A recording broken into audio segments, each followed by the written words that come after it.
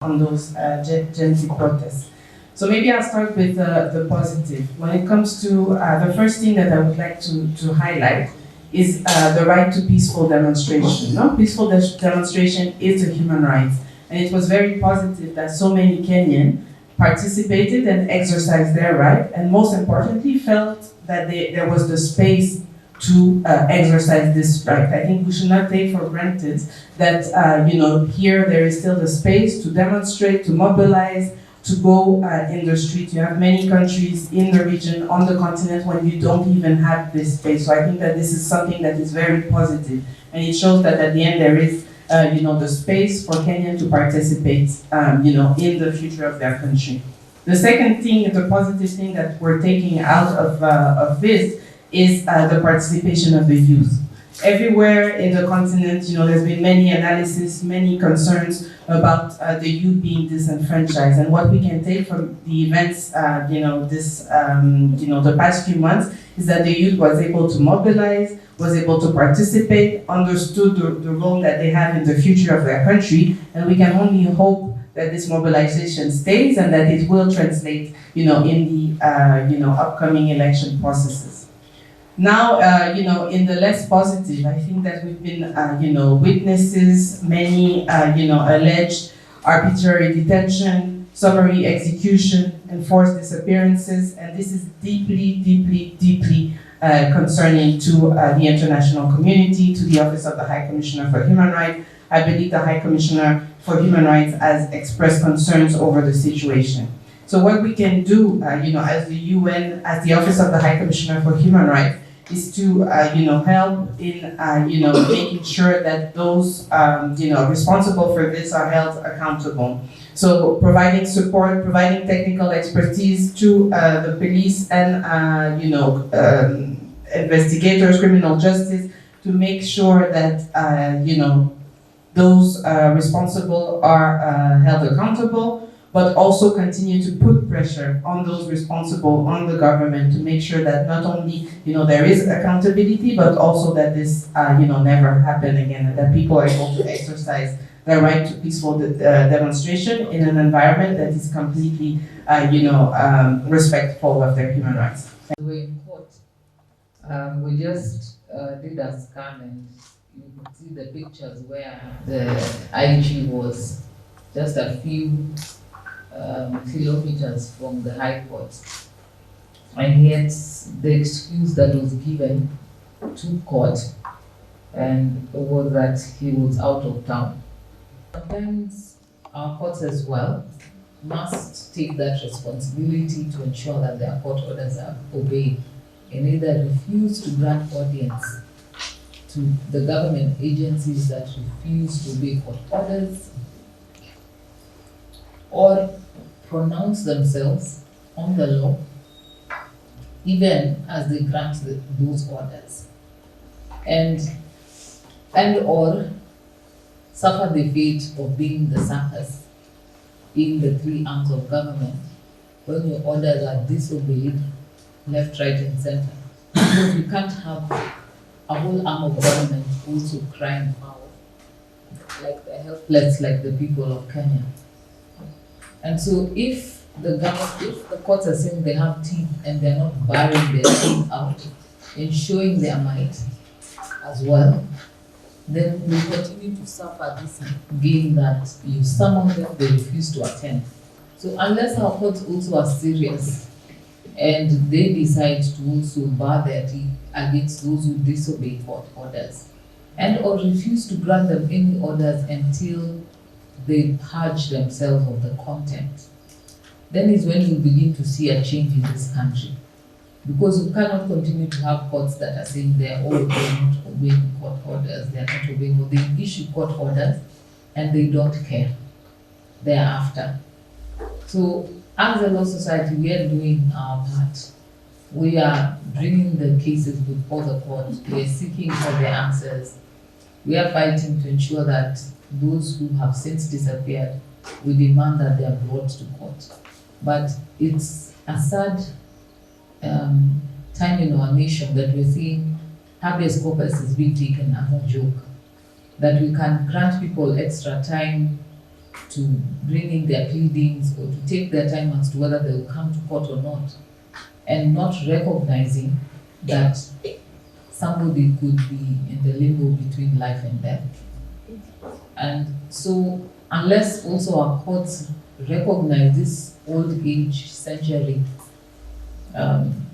habeas corpus application and the importance it played in our nation as well, then we will not be able to see justice. And so my tough position is that we need to see courts also playing their role. When court orders are not obeyed, they should not grant audience to those who are disobeying those court orders. It's not enough to just say that we have granted the order or those court orders are not being obeyed. Can you actually bite? And don't give us milk teeth bites. Actually sink your teeth in, so that the next person who seeks to disobey court orders will think twice. Then on the question that was raised by Kariuki on what went round in the social media of the CCTV footage of the arrest, that matter, I want to confirm that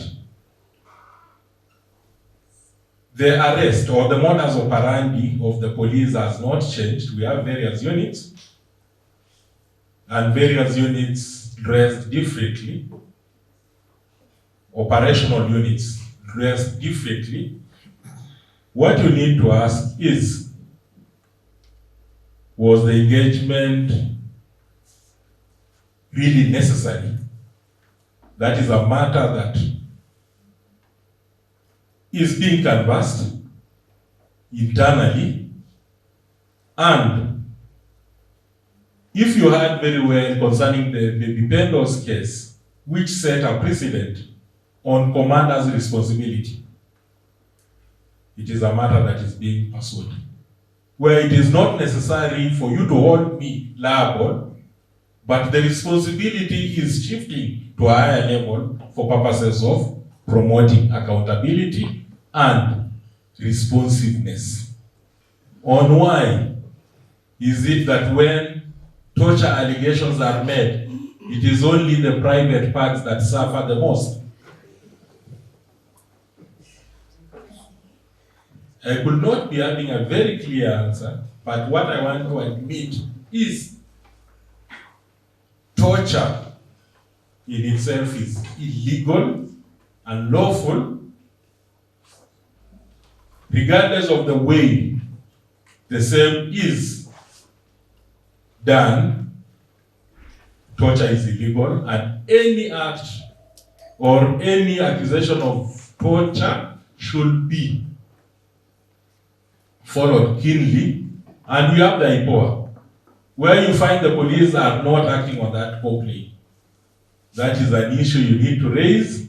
It will involve the issue of the medical reports when the matter is still fresh. You don't wait for many days to elapse. Maybe the healing process has already done. It is good to make a formal report so that the matter is followed up. And for any security agency, and even our courts will not be lenient on any person who is expected to uphold this rule of law to be accused of having tortured a person who was under his custody. Police going for police work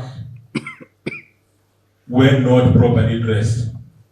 In the police, we have standard uniform for various assignments and for various tasks, which requires that when police officers are on official duties, they must be in uniform. But we have exemptions, like officers from the DCI, or the officers you find at the police station level performing SPIV duties. There is an exemption on when it comes to use of uniform. You will agree with me that we have some police duties. Let's say when police officers, those who collect intelligence, you will not collect intelligence when you are in a police uniform. You need to disguise your disability. So when you find a police officer is not in uniform and executing duties, it is not unlawful. There are some exemptions to that. What I need to confirm is,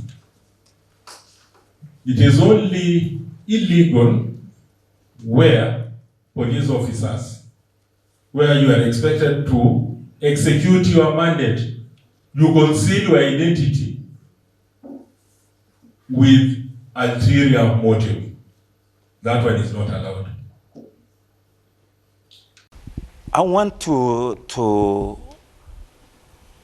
say that policing as a practice in Kenya is being done at a very, very acceptable standard.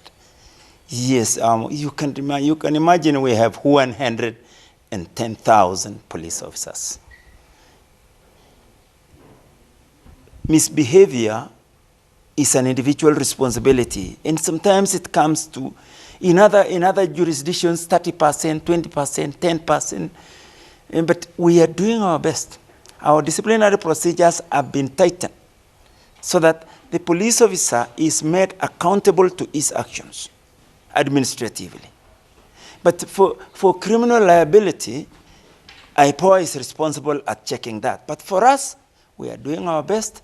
I will be giving you the figures shortly about the disciplinary processes we have carried out in the last 12 months. And you will see that we are exercising strict disciplinary control to ensure that misbehavior among police officers is not entertained. That is our duty, it's our responsibility.